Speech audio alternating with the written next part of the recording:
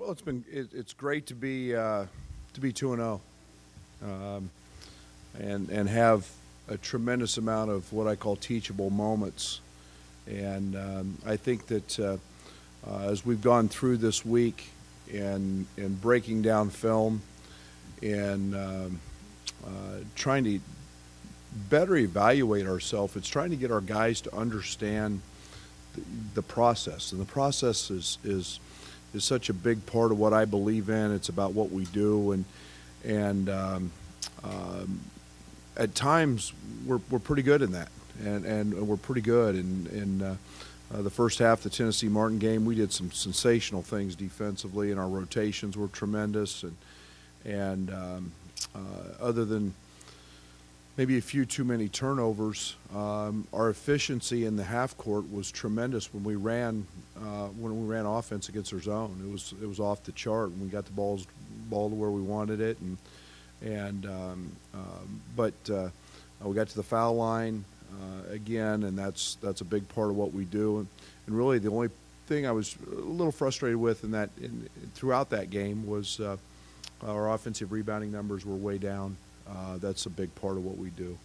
I think we're averaging 12, 13 offensive rebounds, and we need to get that up 5 or 6 per game. And that being said, we need to get more rebounds out of both marks. We need to keep AJ on the glass, and then I think that when we come in with depth, with Greg, with Matisse, those guys have to contribute there as well. So. But it's been a solid week of practice, solid week of learning, and again, trying to get guys to understand. I threw a quote at him this week from Grayson Allen that I thought was fabulous in his post-game comments the other night, that I think relates very well to our team, and that's he wants to go through a game and be hoarse because he's talking to our freshmen and have no voice. And we keep talking about quiet teams lose, and communication can solve a lot of our problems, but we're getting better, and I'm encouraged and very, very happy to be 2-0 heading into the Gavitt games, and a game that I'm very excited about, and it's very surprising to me, I guess, that it's been since 1957. This will be the first game actually played in this building. All the other games were games that were played in Huff. So I think it's exciting. I think it's two programs that have tremendous history and tradition, and Dave's done a great job at DePaul, and that team is very much improved.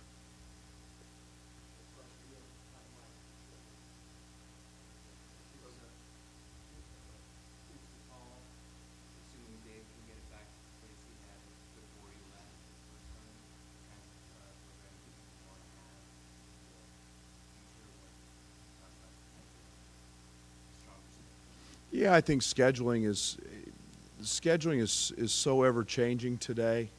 Again, we're moving to 20 games. I think you're looking at a whole new dynamic in terms of how people are approaching neutral site games today. I think you're looking at a new weighted system in terms of playing road games. So I think there's so many factors that are involving in recruiting. You've got all your multi-team events that everybody's going to participate in as well. So, but I don't run from anybody, and they're a quality program, and they're within our state. It's easy for our fans to get there, and so anything's possible. And I respect the job Dave does and has done, and you keep all options open and never say never. Well, they've been exceptional in 2 areas. They're scary in transition. They're a team that has literally 4 guys who have the capability to get a rebound and lead the break. And so you've got to have great communication in transition. They're a team that is equally effective driving the ball to the rim, as well as they are stopping and shooting it from the 3-point line. And that's first and foremost. And then they're a team through 2 games that has been just short of dominant on their own offensive glass, and that's something that we've got to shore up, and we've got to be very, very conscientious about blocking out, and when we get in rotations, making sure that we're laying bodies on people, and they're a very, very big basketball team. They're a team that has great size on the perimeter, and along with their front court guys. So those 2 areas are something they're doing exceptionally well, and we've got to be very conscious of.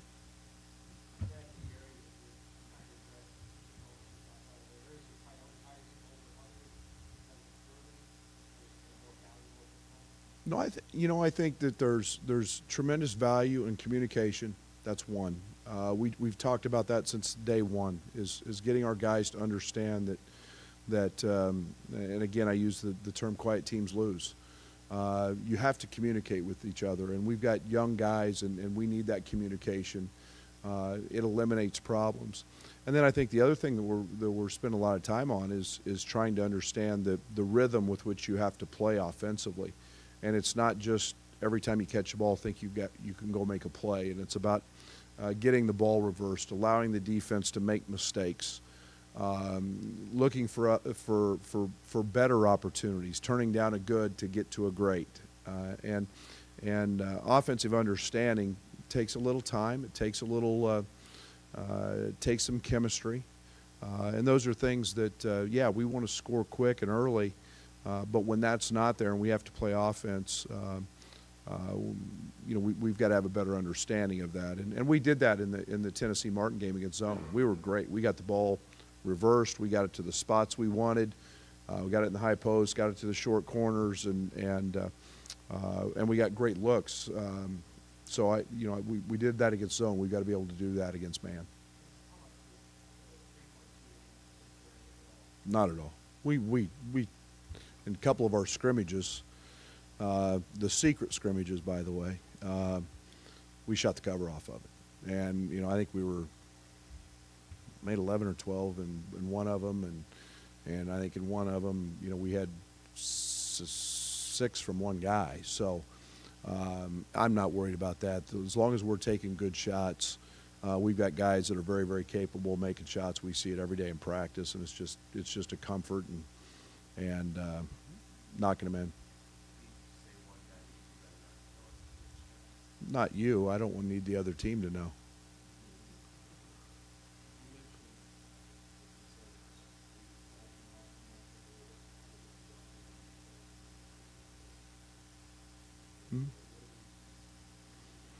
Well, I think look at the Tennessee Martin game. He played just literally every spot on the floor, and spent a lot of time at the point throughout that ball game. Tijon was in foul trouble. We flashed him into the high post. He posted on the block. He got an offensive rebound, on the block. He's a guy that is a very, very good three-point shooter. He's going to jump up and make shots. He shot a couple that were literally in and out. So he's playing everywhere. He's guarding 3 spots. I could not be more pleased with his progress, his play. Is really, as I get to watch other games a little bit now and see, freshmen around the country, he's right there. He's performing at a pretty high clip and been awfully good, and he's going to make mistakes. All freshmen are. That's okay. He's pretty bright. He learns from them and usually doesn't make the same mistake twice.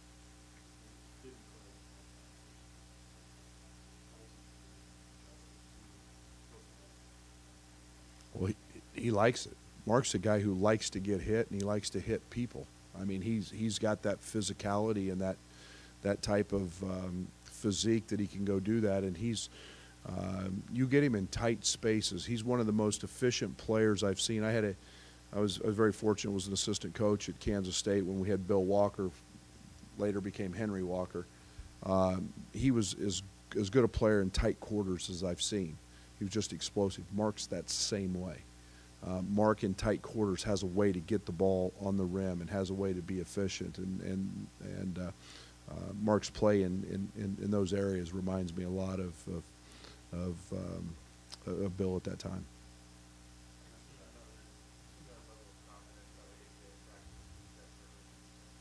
I see another level of confidence every single day in AJ.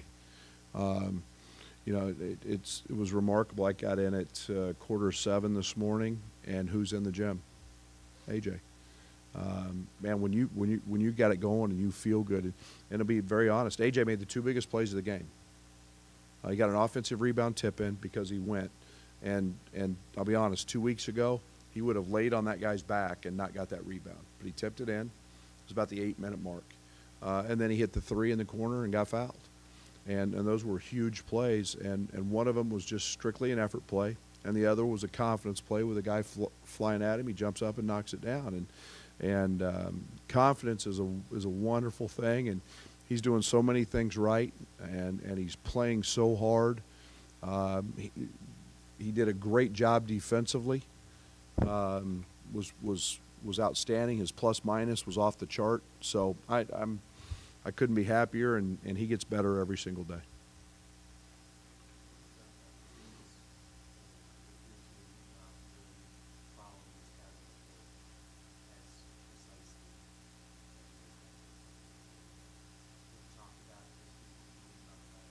Yeah, we've talked about it every day. Again, that's part of our process, is the process of, you know, a scouting report's like a cheat sheet, and it has the answers on it.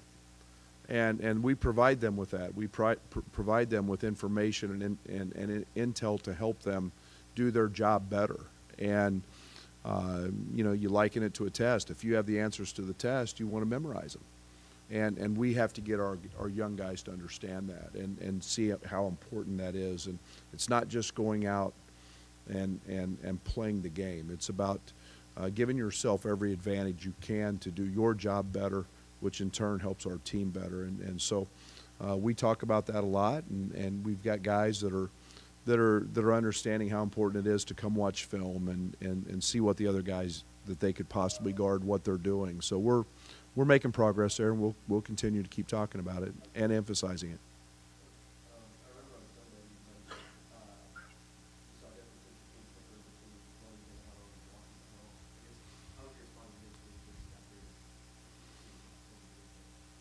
He and I have had a couple really productive conversations, and into practice yesterday, I gave him a hug.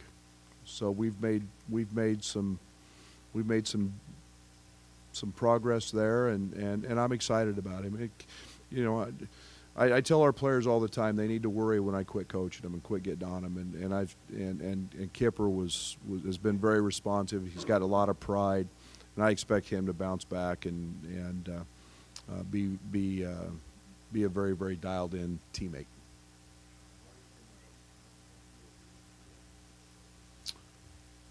You know, I think that there's growth for Trent. I'm playing him a lot at the point. I'm not easy to play for when it comes to point guard, so they have a lot of responsibility. Trent's one of those guys. I want him to become more vocal. I want him to become more of a facilitator, not just for himself, but for his teammates. And Trent's capable of being great. He has no idea how good he could become. He's very gifted with the ability to put the ball in. I think he's let maybe not making some shots, you know, maybe affect his game a little bit. But I'm really upbeat. I'm really excited about him. He's going to be a big part of what we do, and we need him to be good because he's really capable of making baskets and getting it going and having some big nights.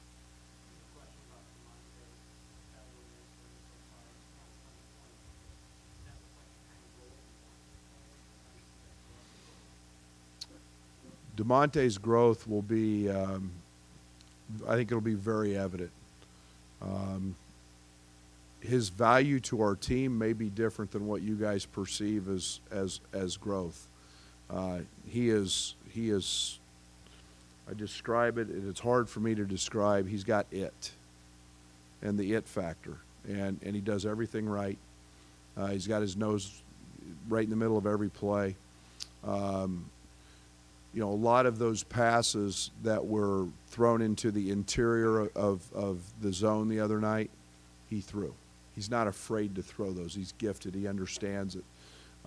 He's a great hockey assist guy, as I call it. He makes the pass that leads to the next pass. And if DeMonte doesn't make that pass, then the assist doesn't happen. Invaluable. And he's getting better. He's a lot better shooter than people think. He jumped up the other night, knocked one down. I have to chide him to shoot the ball more. And he works at it extremely hard. But he's got a lot of natural instincts, and his role on the team is very valuable as he's an elite defender, becoming that already.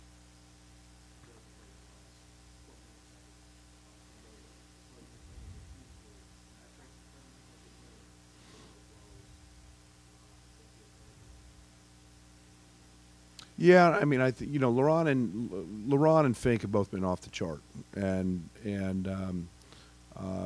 that's probably had a little more to do with me and the team that we playing zone, and comfort. Greg's going to be a big part of what we do. Greg's an elite runner. He made a great play, just having to throw the ball higher on the last play. He's been dominant in practice rebounding the basketball. In the last 10 days, he's been tremendous. Matisse has made huge strides. He was off the chart yesterday in practice. Some of it will be matchup, some of it will be comfort, some of it will be fouls. But both those guys are going to be a part of what we try to do and continue to grow. And we need guys who can rebound and protect the rim, and Greg's got all those capabilities.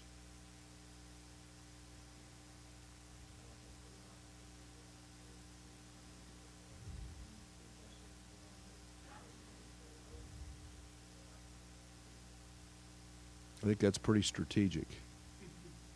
You got two veterans that know what they're doing, and you would replace them with maybe some inexperience, and that's something that we have to grow into. I've tried to purposely not do that. I want one of them on the court. I think they're both getting better defensively and understanding what we want to do on the defensive end. They both have a presence, and they're at the top of the other team's scouting report. So, people have to be accountable for them when they're on the court, and that makes everybody else better.